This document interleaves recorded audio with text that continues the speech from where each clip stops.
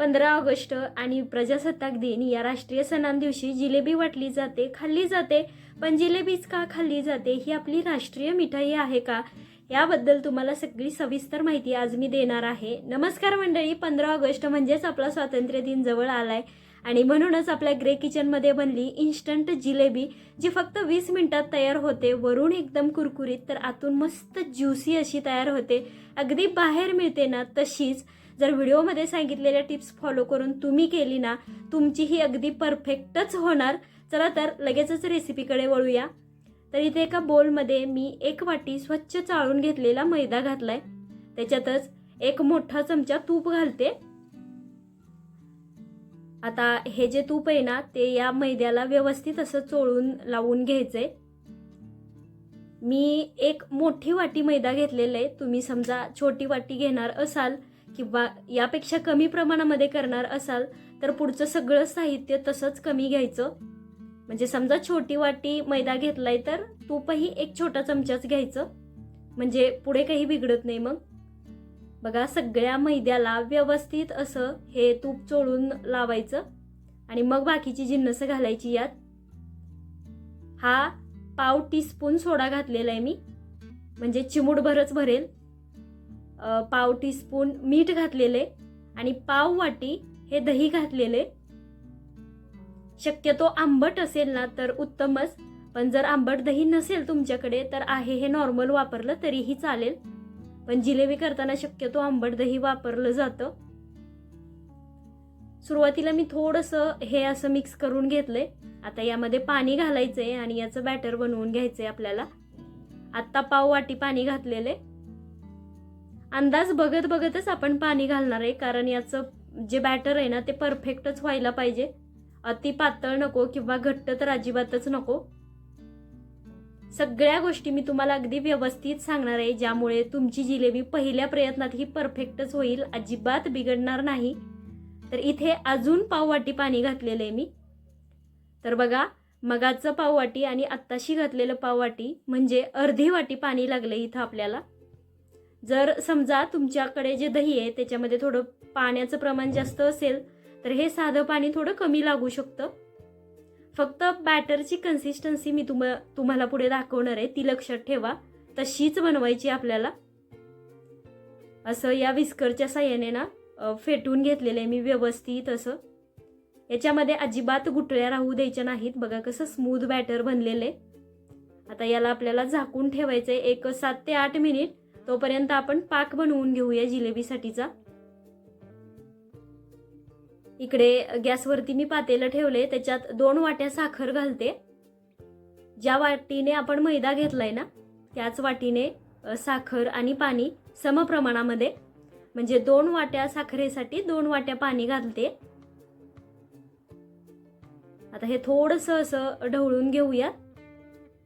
Gas फुलच ठेवलेलं आहे मी इथं, म्हणजे पटकन साखर वितळली जाईल आणि मग पाकही आपला लवकर तयार होईल.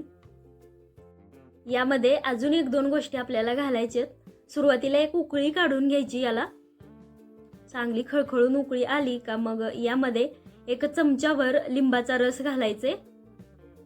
आता लिंबाचा रस कशासाठी घालायचा हे सांगते तुम्हाला. काय होतं, साखरेचा पाक केल्यावरती त्याच्यामध्ये बऱ्याच वेळा असे शुगर क्रिस्टल्स तयार होतात, बाजूने थोडी थोडी साखर जमते. तर तसं होऊ नये म्हणून याच्यामध्ये लिंबाचा रस घालायचा, म्हणजे तसे क्रिस्टल्स तयार होत नाहीत साखरेचे. आता हा खाण्याचा केशरी रंग घालते मी, अगदी पाव चमचा. या रंगामुळे ना आपली जिलेबी बाहेर मिळते ना अगदी तशीच दिसते म्हणून घातलेलं आहे. जर कोणाला नसेल घालायचा तर नाही घातला तरी चालेल, किंवा जो पिवळा रंग असतो तो घातला तरीही चालेल. जिलेबी बनवण्यासाठी 1 तारी पाक लागतो, तसाच आपण बनवून घेणार आहे. बघा, साधारण 8 ते 9 मिनिट मी मध्यम गॅसवरती हा शिजू दिला आणि आता आपला पाक झालेला आहे असं वाटतंय मला. आपण चेकही करूया. चेक करताना मी गॅस बंद केलाय. बघा, थोडासा हा पाक बाजूला काढून घेतला आणि थंड करून हातावर बघते तर तार आलेली आहे. 1 तार आली म्हणजे आपला पाक परफेक्ट झाला. तो बाजूला ठेवलाय. आता लगेच जिलेबी करायला घ्यायची आहे. आपलं जे बॅटर बनवलं होतं मगाशी ते एकदा थोडंसं फेटून घेते, जास्त नाही. आणि बघा, अशा प्रकारे ते वरून खाली पडलं पाहिजे, एकसंध तुटलं नाही पाहिजे. जर तुटत असेल तर अजून थोडंसं फेटून घ्यायचं. आता आपल्याला एखाद्या पायपिंग बॅगमध्ये म्हणा किंवा एखादी स्वच्छ प्लास्टिकची बॅग असते ना, त्याच्यामध्ये हे भरून घ्यायचं. माझ्याकडे पायपिंग बॅग होती म्हणून मी त्याच्यातच भरते. खाली एखादा कप किंवा ग्लास ठेवायचा, म्हणजे आपल्याला भरायला सोपं पडतं. थोडं थोडं करून त्याच्यामध्ये बॅटर घालून याला मागून मी एक रबर लावून घेणार आहे. आता बऱ्याच जणांकडे अशी पायपिंग बॅग नसते, त्यांनी आपलं पारंपरिकरित्या असं स्वच्छ कपड्यामध्ये बांधलं तरीही चालेल, पण ते थोडंसं अवघड जातं. ते आपल्याला म्हणजे आपण नवीन आहे, ते जमत नाही, तेवढा अनुभव नाही आहे. त्यामुळे अशा प्रकारे कॅरी बॅगने केलं ना तर ते सोपं पडतं, जे बिगनर्स आहेत त्यांच्यासाठी. म्हणून मी सजेस्ट करेन की एखादी स्वच्छ आपली सुपर मार्केटमधली वगैरे जी असते ना सामानाची कॅरी बॅग, ती धुवून घ्यायची, त्याच्यामध्ये हे बॅटर भरायचं, अशा प्रकारे पॅक करायचं आणि अगदी छोटासा, म्हणजे जितका शक्य होईल ना तितका छोटा त्याला कट मारायचा कात्रीने आणि मग जिलेब्या करायला घ्यायच्या. सोपं जातं. तुम्हाला वाटेल की असं पायपिंग बॅगने किंवा कॅरी बॅगने येईल का? हो, 100% येतं. अजिबात चिंता करू नका. फक्त मागून रबरने पॅक करायला विसरू नका. जर रबर नसेल तर धागा बांधला तरीही चालेल, म्हणजे आपलं पीठ बाहेर येणार नाही याच्यातून आणि ऐनवेळी आपला गोंधळ उडणार नाही. बघा, एखादी प्लेट घ्यायची आणि त्याच्यावरती एक 3-4 जिलेब्या अशा प्रकारे करून प्रॅक्टिस करायची. त्यानंतर मग तेलामध्ये सोडायला घ्यायच्या.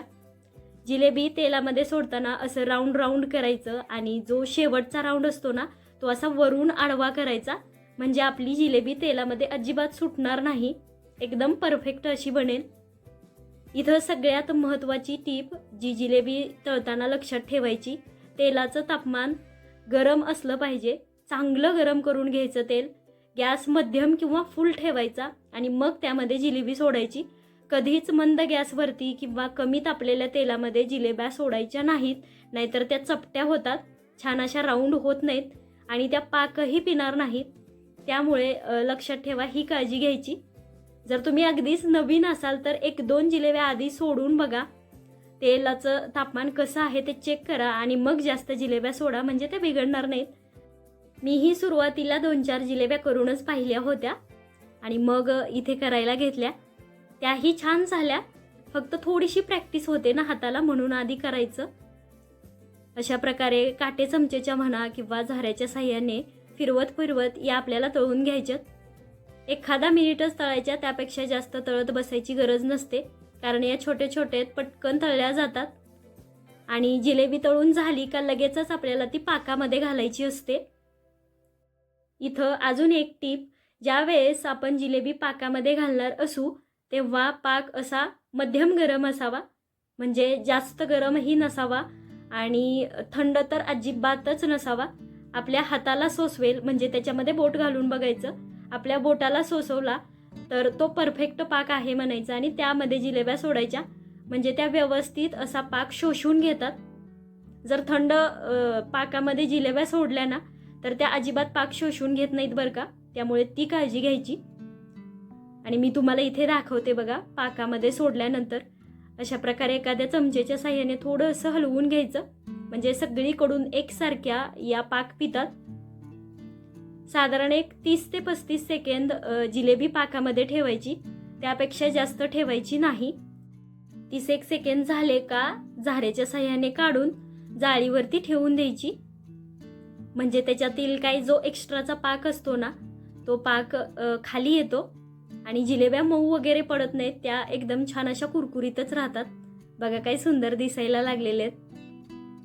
आणि मी आधीच एक तयारी करून ठेवली होती, एका मोठ्या ताटामध्ये अशी जाळी ठेवली होती आणि त्याच्यावरती मग या जिलेब्या काढायच्या, म्हणजे वरचा सगळा पाक आहे तो खाली पडेल एक्स्ट्राचा. जर समजा पाक आपला परफेक्टच झालाय ना तर जास्तीचा तो जिलेब्यातून खाली पडतच नाही. अजून एक तुम्हाला मी इथे करून दाखवते. अशा प्रकारे गोल गोल करायचं आणि वरून आडवं घ्यायचं. असं केल्यामुळे आपली जिलेबी अजिबात सुटणार नाही.